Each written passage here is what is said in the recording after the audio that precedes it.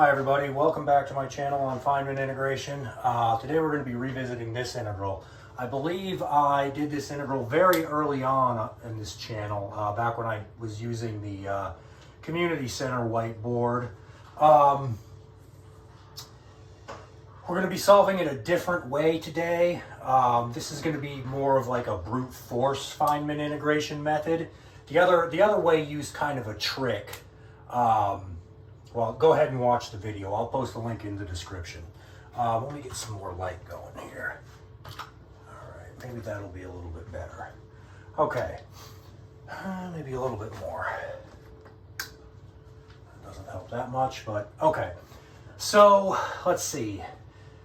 If it wasn't for this integrand being squared, that'd be a pretty easy integral. You just literally replace that 2 with a t. And then take its antiderivative with respect to t to get rid of the natural log x in the bottom, and like it's very, very easy to solve. But unfortunately, we can't do that this time. Go ahead and try it, and you'll see why. All right. So what are we gonna do? Well, we could potentially deal with an x, natural log squared x in the denominator by taking 2 derivatives with respect to t if we had an x to the t in the numerator. So let's go ahead and let's expand this out. Let's rewrite this as I equal to the integral from 0 to 1 of x to the 4th minus 2x squared plus 1 over natural log squared x dx. All right. Well, now what could we do? Could we break that up into 2 separate integrals? Maybe an x to the 4th minus 1. If we put a minus 1 there, we'd have to add 1. We might be able to do that. But that's not what I ended up. In fact, I think I tried that method, and for some reason I encountered a roadblock with it. So splitting that up into 2 separate integrals is not the way to go. This is the method I found that worked. We're going to take f of t to be equal to the integral from 0 to 1 of x to the 2t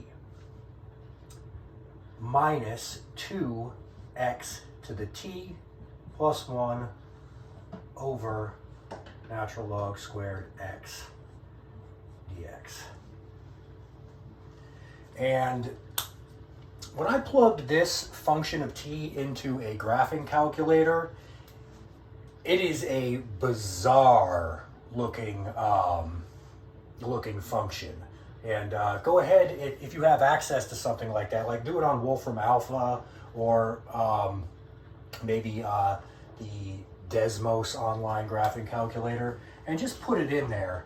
And it actually takes it quite a while to calculate. For some reason, it has a lot of trouble with this. I'm not exactly sure why. But the graph of it is extremely strange. Go ahead and take a look. You'll see what I mean. But anyway, from this, if we take f at 2, we get back our original integral, right? Because we'd have x to the 4th minus 2x squared plus 1 over natural log squared x, which is just I. Okay, so well, let's see. Is there anything else we can get here? Yeah, if we take f at 0, we will get 0. Because x, that would be 1 minus 2 plus 1, which is just 0. So f at 0 is 0. All right, so, well, this is just going to be, we're going to be solving this purely using Feynman integration. No other sort of really weird tricks are going to happen here. So we're just going to go ahead and differentiate this with respect to t twice, and then reintegrate it twice to get our our f of t in a different form, and then we'll plug in 2 to get I. This is actually pretty straightforward. It is difficult, but it's straightforward. So let's see, what do we get if we take f prime of t? Well, f prime of t is equal to the integral from 0 to 1 of the derivative with respect to t of this thing. Well, okay, I'll just go ahead and write out what it's going to be. It's going to be 2x to the 2t minus 2x to the t over natural log x dx. And let me just think about that for a second. If we take a derivative with respect to t of this thing, we'll get x to the 2t times 2, which we have, plus we'll have the natural log x. If we take the derivative with respect to t of this thing, we will get negative 2x to the t plus the natural log, and the natural log of x also. And then if we take the derivative with respect to this thing, we just get 0. So that drops completely out. And the two factors of natural log x on the top will cancel out one of the factors on the bottom. So we're just left with this. So that is our f prime of t. And also, you can see pretty clearly that if you evaluate f prime of t at the point 0, you're going to get 0, because this is just going to be 2 minus 2. So f prime at 0 is equal to 0. All right, let's take another derivative. F double prime of t is going to be equal to the integral from 0 to 1. And this is just going to be 4x to the 2t minus 2x to the t dx. All right, we're going to get a factor of ln x out of each one of these. This is going to be 2x to the 2t times 2, which is 4x to the 2t minus, yeah, that's right. Okay, and now what we have to do is we have to evaluate this integral.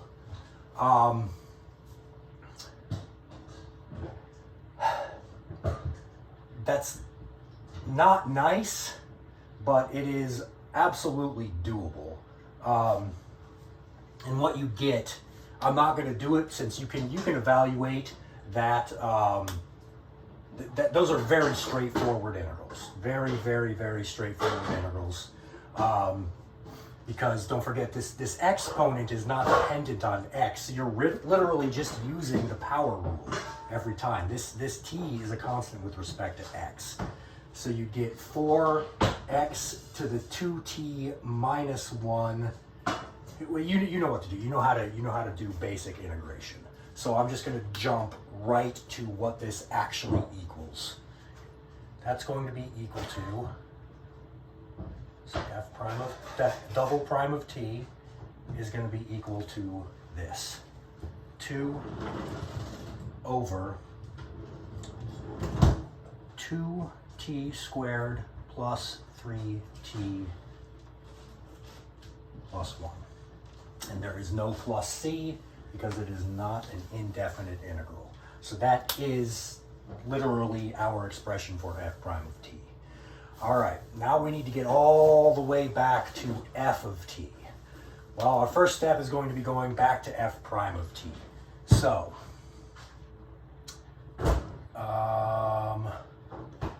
what we do is we integrate both sides with respect to t. So that's going to give us f prime of t is going to be equal to the antiderivative with respect to t of that thing. And that's not as bad as it first seems. You can pull that 2 out.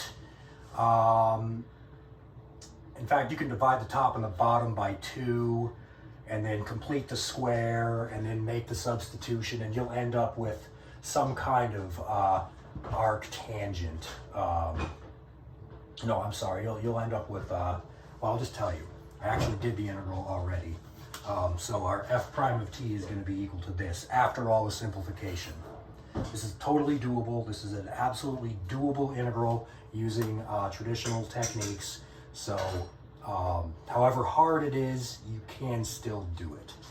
So f prime of t looks like is equal to 2 times the natural log of 2t plus 1. And of course, I invite all of you to check my work, but I'm pretty sure this is correct, as long as I copy it down correct. Minus 2 natural log t plus 1, and we do need a plus c. So this is what you get if you evaluate that indefinite integral. All right, now we need to take care of the c.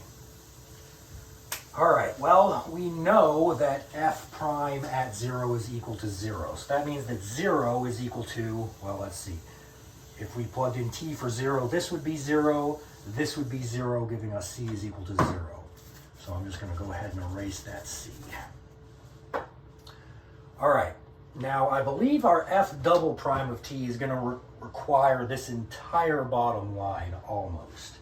So, I'm sorry, our f of t, because we're going backwards. Now, what we need to do is integrate both sides of this with respect to t. So let's do that. That gives us f of t, which is what we're interested in, is equal to 2t plus 1 times the natural log of 2t plus 1 minus, and this is continuing on, so don't think this is going to be one line here. That's minus 2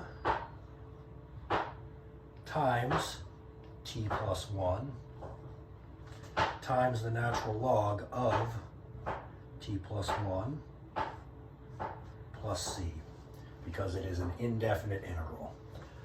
All right, let me make sure I got that right. Yeah, 2t plus 1, natural log 2t plus 1 minus 2 times t plus 1, natural log t plus 1 plus c. And again, we know that our f evaluated at 0 is equal to 0, giving us 0 is equal to 0 minus 0 plus c. In other words, c is equal to 0 again. All right. Well, now we're ready.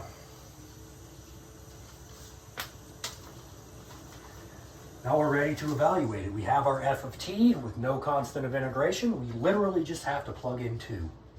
And I'll just tell you right now that if you plug in 2 to that, you will get the natural log of, and this is crazy, but if you've watched my channel all the way through, you've already seen this result. That's equal to the natural log of 3,125 over 729. And of course, check it if you want, but I'll check it right now for you. 3,125 over 729. Yeah, that's what it is. That's the answer. So there you go. There's another way to solve that using what I would call brute force Feynman integration. The other way, the way I solved it originally, was a little bit more clever. I didn't come up with that method, by the way. In the previous video where I did this, I actually borrowed that from a channel called Mad as Maths. So go ahead and check that out. Or just Google it. Google Mad as Maths, and he has a really good kind of workbook that deals with Feynman integration. Most of the problems in that PDF I've already done on my channel, but you might want to take a look at it anyway. Again, that's Mad as Maths, one word. Okay, well, there you go. That's it. Hope you enjoyed that.